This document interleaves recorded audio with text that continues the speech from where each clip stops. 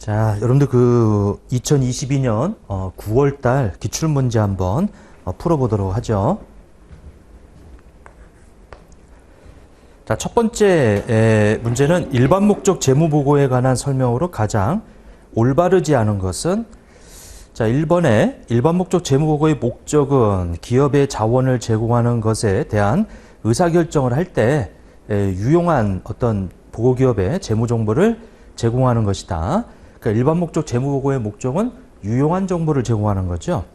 자, 그리고 그 대상자들은 현재 및 잠재적 우리 투자자, 대여자, 기타 채권자, 이 사람들이 주요 이용자들이죠. 예. 그러니까 현재 투자자나 대여자, 기타 채권자 이런 사람들은 투자자는 주주들이죠. 그 다음에 이제 우리 대여자, 기타 채권자가 금융기관이나 아니면 우리 회사 사채 발행한 거, 그 사채 산 사람들, 돈 빌려준 사람들 있죠. 그 사람들, 그리고 향후 잠재적인 앞으로 우리 회사에 투자할 사람들, 그 사람들이 주요 이용자가 되고요. 감독 당국이나 일반 대중은 이거를 활용할 수 있지. 이 사람들은 주요 이용자가 아니지만 일반 목적 재무보고서를 유용하게 활용할 수 있어요. 자, 경영진은 필요한 재무정보를 기업 내부에서 얻을 수 있죠. 얻을 수 없으므로 경영진이 정보를 생산해내는데 의사결정을 위해서 일반 목적 재무보고에 의존하지는 않죠. 이게 이렇게. 그래서 이제 4번이 틀렸다. 자, 두 번째, 다음 중 재무제표를 통해 제공되는 정보가 이용자에게 유용하기 위해서 갖춰야 할 속성 가운데 근본적인 질적 특성에 해당하는 것들. 자, 근본적 질적 특성은 목표예요. 목적 적합성과 표현 충실성이라고 해서. 근데 그 목적 적합성에 예피 중이다라고 해서 예측가치, 확인가치, 중요성이라고 하는 게 거기 1번에 그 세 가지가 목적 적합성을 얘기하고 그 다음에 표현 충실성이 되겠죠.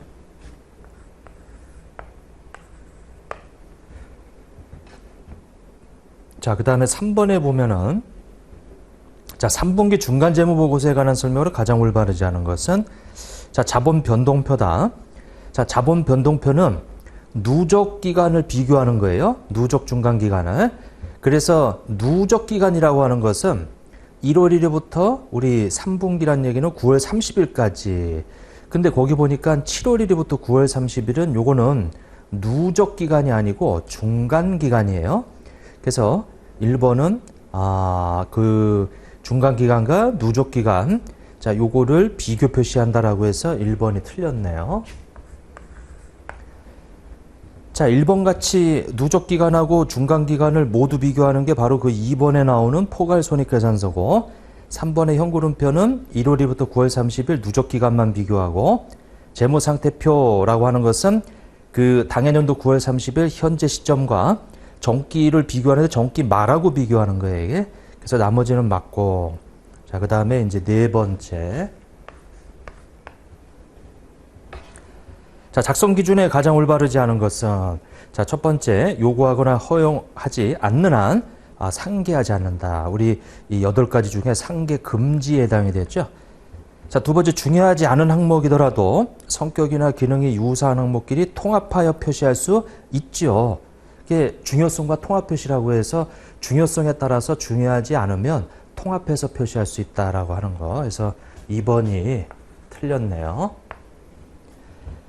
거기 3번에 나오는 것은 이제 이 기업의 재량이 부여되어 있는 거고, 유동성 순수에 따른 표시 방법이 신뢰성 있고 더 목적 적합하다면 그렇게 표시할 수도 있고요. 그렇지 않으면은 유동 비유동 구분법에 따라 표시할 수 있고. 자, 그 다음에 이제 5번째.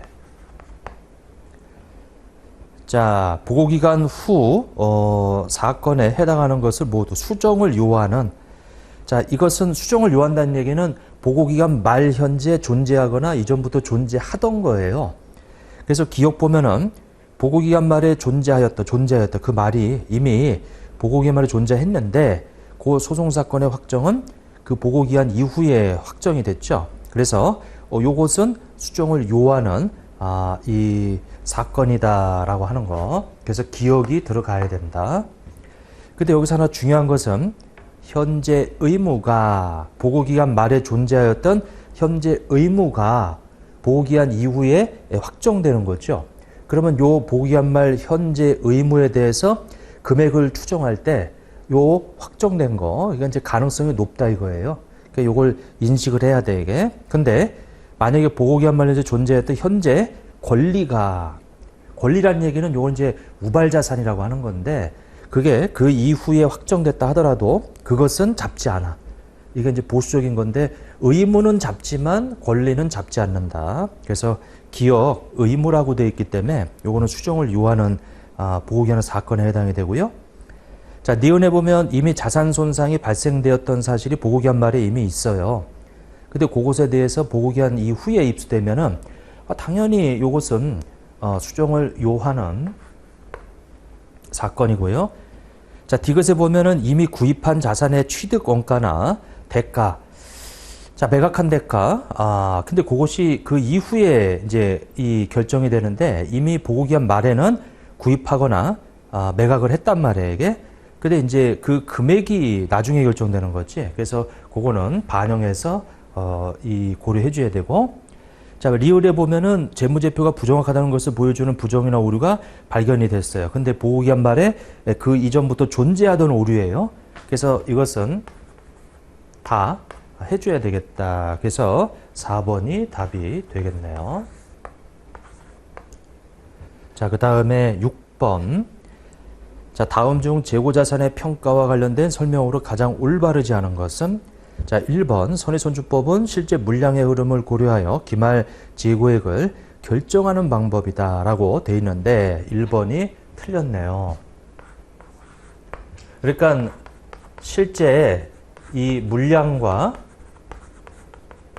실제 이 원가의 흐름이 요것이 일치하는 것은 개별법이에요. 선의선주법은 먼저 들어온 걸 먼저 팔았다라고 가정하는 거지. 이게. 그래서 이 1번에 보면 실제 물량의 흐름을 고려해서 기말 재고액을 결정하는 방법이다. 이렇게 나와 있는데 요거 잠깐 좀 이따 볼게요.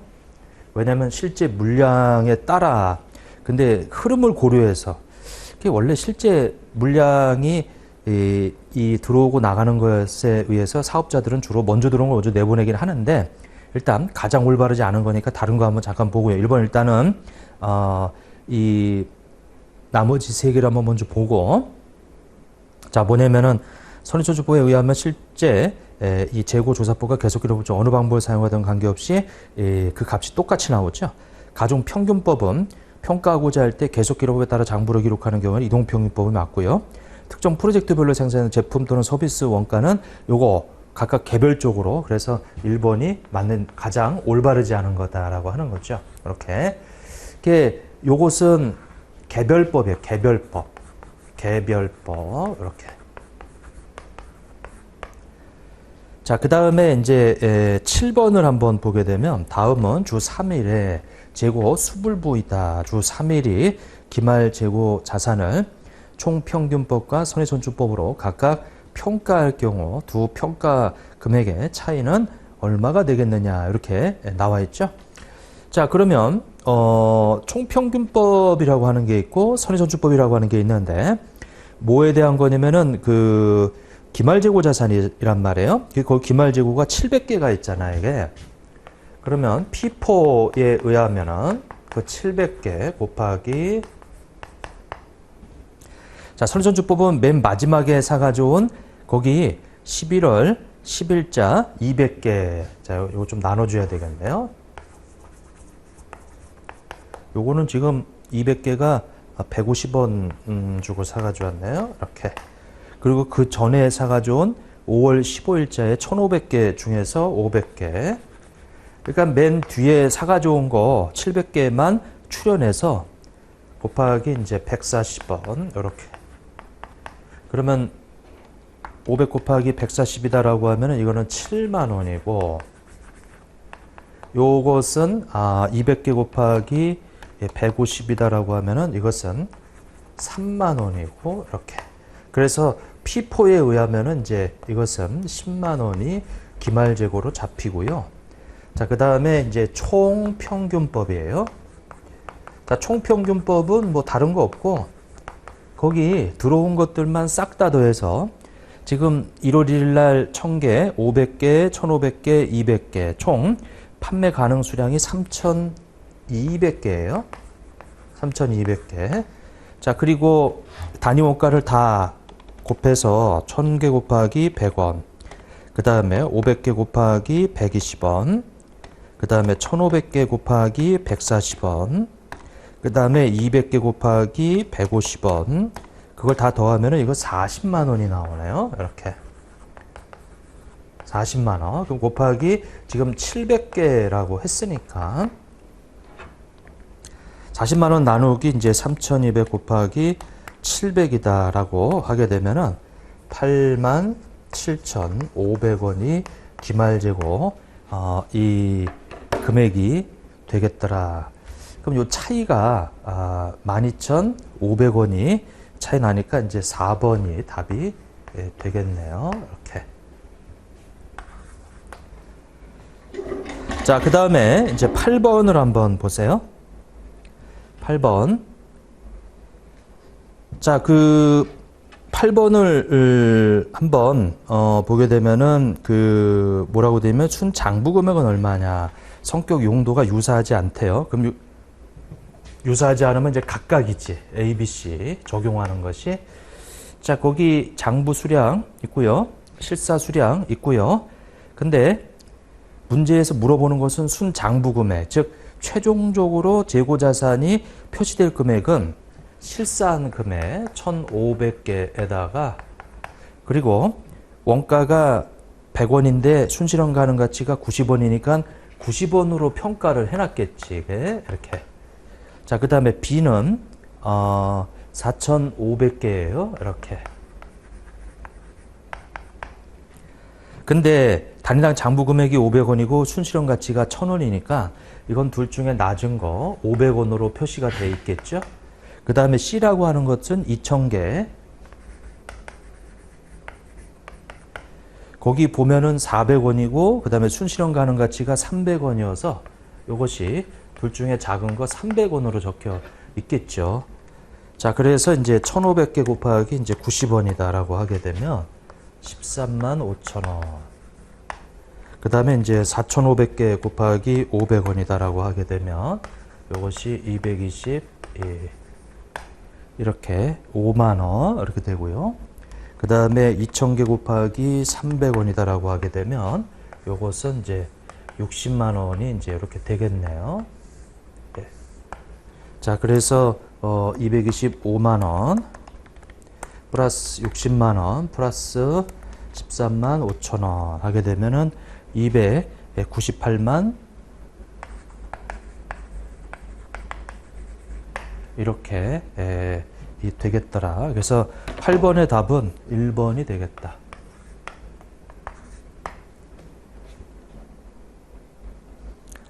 자, 그 다음에 9번에 보면은 이제 기계장치의 취득 금액으로 가장 오른 것은 자, 일단은 거기 구입 금액이 그 기계장치 취득 관련해서 발생한 건데 7억 원이에요. 이렇게. 7억 원이다. 플러스 그리고 소개하는 데 소요된 광고비는 단기 비용이고 그 다음에 수요가 형성하는 과정에서 발생하는 가동 손실도 단기 비용이고 자, 경영진이 의도하는 방식으로 자산을 가동하는 데 필요한 장소와 상태에 이르게 하는데 직접 관련되어 있는 전문가에게 지급한 수수료 1,500이 있네요. 이렇게. 자, 그래서 7억 1,500이라고 하는 것이 되겠더라. 자, 7억 1,500은 2번이 되겠네요. 이렇게. 자, 그 다음에 10번을 한번 보게 되면 가장 올바르지 않은 것은 자, 1번에 보면 감가상각자산은 그 자산의 미래 경제 효익이 소비될 것으로 예상하는 형태 반영하죠. 자, 감가상각법은 적어도 매개년도 말에 재검토하고 재검토 결과 자산에 내재된 미래 경제 효익에 예산의 소비 형태의 유의적인 변동이 있다면 이거를 변경하죠. 근데 이것은 회계 추정의 변경이에요.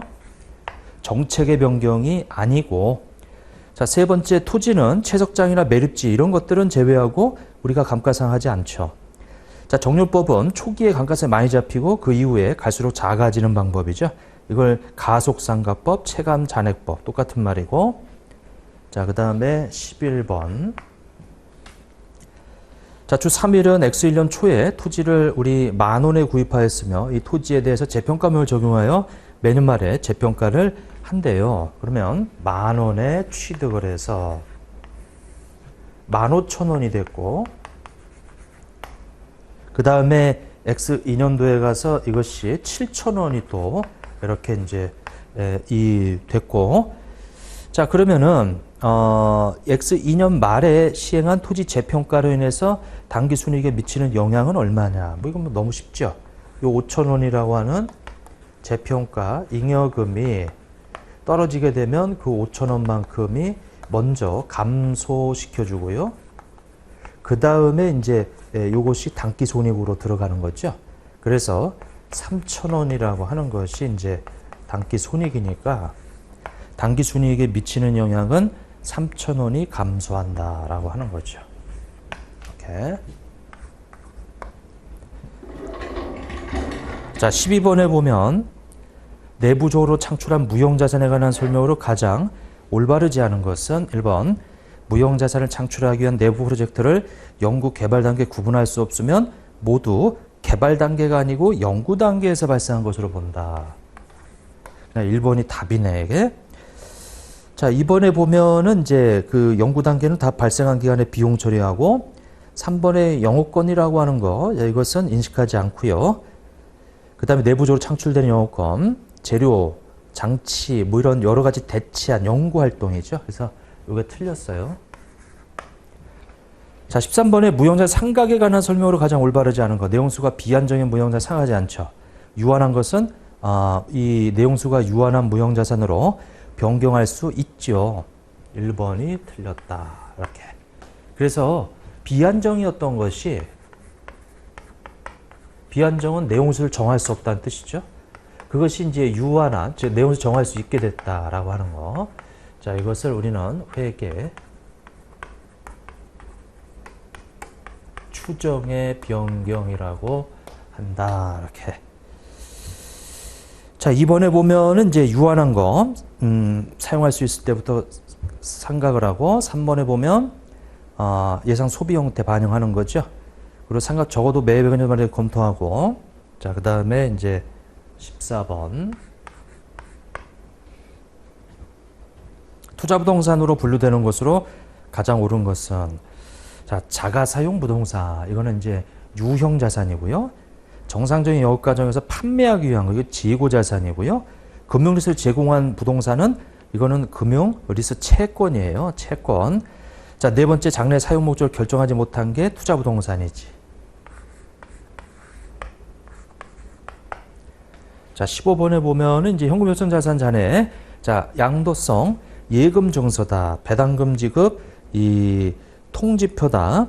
자, 그 다음에 환매채다. 당자 예금이다. 이렇게 나와 있는데 거기 양도성 예금 증서도 그 만기가 이게 90일이다 이런 표시가 좀 있어야 되는데 이게. 자, 그래서 일단은 배당금 지급 통지서하고 저 당자 예금이라고 하는 것은 이 현금효son 자산에 들어가는 거죠. 환매채는 들어가지 않아요. 120일은 3개월이 넘어가기 때문에. 그래서 23만 원인데 거기 23만 원이 없다는 얘기는 양도성 예금 증서가 이게 90일 이내다 이거죠. 만기가. 그래서 그것까지 더한 금액이 33만 원으로 3번이 답이 되겠다. 좀 더 명확히 하려면 양도성 예금 증서도 그런 환매채처럼 며칠 만기다 이게 좀 표시가 있어야 돼 이게. 근데 일단 여기 이제 들어가는 CD로 보는 거죠. 자, 그 다음에 16번이다. 이렇게. 자, 16번에 보면은 이제 그 분류별로 거기 첫 번째가 FVPL이고 FVOCI이고 두 번째가 그리고 세 번째가 AC다라고. 그러면 먼저 첫 번째 주식회사 용산의 지분증권이다. 자, 지분증권 단기매 목적이면 무조건 FVPL이에요. 그럼 FVPL은 거기 나와 있는 취득가격 100만 원이다라고 하는 거죠. 이렇게. 자, 거기 거래원가는 단기 비용 처리하는 거예요. 거래원가는 비용 처리한다. 비용 처리. 거기 10만 원이라고 되어 있는 거. 자, 그 다음에 FV OCI는 FV OCI. 자, 두 번째 채무증권이라고 되어 있는데 100만 원이에요. 시장이자를 액면이자 똑같고 계약상 현금흐름 수취 목적. 매도 목적이 없고 계약상 현금흐름 수취 목적은 계약서에 나와 있는 이자, 원금 받는 거. 그러면 이건 A씨가 되겠죠. A씨. 그러니까 A씨인데 시장이자라고 액면이자 같으면 액면가액으로 취득한 거란 말이에요. 100만 원이다. 자, 그 다음에 주식회사 구루의 지분증권이다. 자, 취득가격이 150이고 거래원가 있는데, 자, 이것은 지정을 했대요. 지정을 하면은 요 FVOCI인데, 이거는 거래원가를 포함해서 165만 원이 되겠다. 이렇게. 자, 그래서 100만 원, 165만 원, 100만 원, 이렇게 돼 있는 것이 2번이 답이 되겠네요. 자, 그 다음에 우리 17번을 한번 보세요. 자, 일단 단기 매매 목적이다 라고 하게 되면 FVPL이에요. 이게 단기 매매 목적인 경우에는. 그게 지금 그 1월 7일 날 10주를 주당 2,000원에 취득을 했네? 그러면은 곱하게 되면은 이제 2만 원이 되겠죠. 그러면 2만 원이었다. 자, 그런데 요게 지금 10주 해가지고 2,000원씩 해서 2만 원이 됐는데 9월 10일 날 이 중에 4주를 팔았어요. 얼마에? 3,000원에 팔았다. 2,000원 주고 사가지고 온 거. 1,000원의 이익이 생겨가지고 요것은 4만 원에 4주니까 4,000원인가요? 4,000원. 요거 1,000원의 이득인데 4주니까 4,000원의 처분이익이 생겼더라. 이렇게. 자, 그리고 나서 기말에 가서 그러면은 6주가 남았지. 곱하기. 자, 기말에 3,000원으로 공정가치가 그러면 1,000원씩 올라가서 요것이 6,000원에 요거 이제 평가이익이죠. 그러면 17번에 일단 물어보는 것이 평가이익을 물어보는 거니까 6,000원 1번이 답이 되겠다라고 하는 거죠.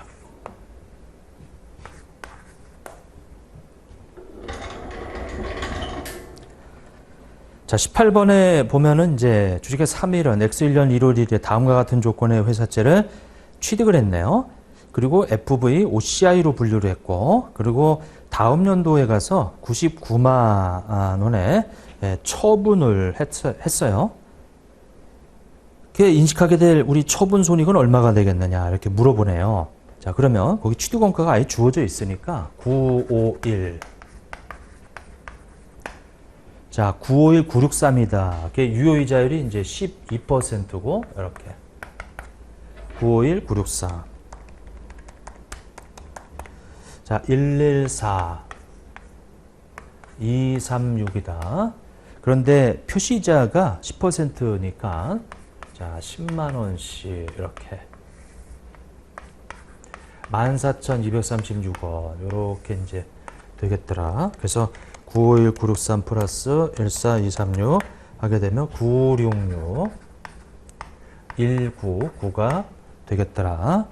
자, 그런데 요것을 우리가 그 다음 연도에 이게 지금 X1년도 12월 31일이고 X2년도 1월 1일인데 얼마에 팔았어요? 99만 원에 팔았다. 99만 원에 이렇게 팔았어요. 그러면 요 차이 나는 것이 이제 처분 손익인데 얼마냐면은 마이너스 99만 원. 자, 23,801원이 처분 이익이 되겠네. 그래서 4번이 답이 되겠더라. 아니 왜 거기 공정가치라고 해서 98만 원 이 공정가치를 왜 이 표시 안 해주냐. 어차피 98만 원 요 차이 나는 것이 바로 평가이익이에요. 그럼 그것이 13,801원이 돼 있단 말이에요. 이게? 이렇게. 근데 얘는 뭐냐면 OCI란 말이에요. 이게 지금 OCI란 말이에요. 그 다음 연도에 팔아도 이거 어차피 98만 원으로 돼 있는데 FVOCI가 98만 원으로 만들어져 있죠. 그래서 현금도 98만 원인데 99만 원이 이제 이렇게 들어올 거예요. 이렇게. 자, 그러면 이 부분에 대해서 이 OCI가 저 평가이익이 13,801원이 있기 때문에 결국은 처분 이익이다라고 하는 것이 23,801원으로 이렇게 될 거예요. 무슨 얘기냐면 요 평가이익은 어차피 미실현 손익이기 때문에 이거를 계상 하나 안 하나 처분 손익은 똑같아요. 이거 계상하고 나서 그 다음 연도에 다 처분 이익으로 다 대체시킬 거거든 이거. 이게 이렇게. 자, 그래서 우리는 그냥 요렇게 구해도 되더라라고 하는 거죠. 그래서 FV OCI하고 AC는 일단은 당기 손익은 똑같을 수밖에 없어요. 이게 이렇게. 그래서 AC처럼 풀어도 상관없어요. 이게. 자, 18번이 그렇게 돼 있고 그다음에 19번이다라고 하는 거.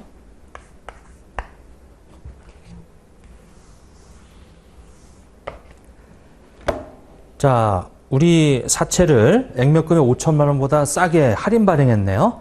그럼 할인 발행하게 되면 만기까지 인식하게 될 유효제법에 의한 이자 비용의 모습은 어떻게 되겠느냐? 어떻게 되죠? 아니, 우리 할인 발행하게 되면 이자 비용이 어떻게 돼요? 자꾸 늘어나지. 그래서 4번에 이 그림이 되겠다. 4번에.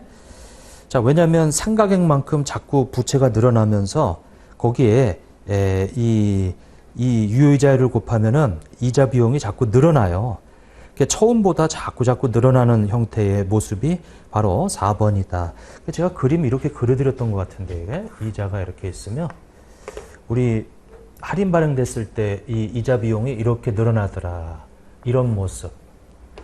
거기 그 4번이 이제 그렇게 되어 있어요. 그 다음에 이제 20번을 한번 보시면.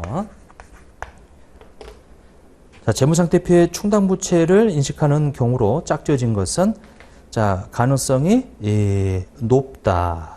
그리고 신뢰성 있게 추정한다라고 하는 거죠.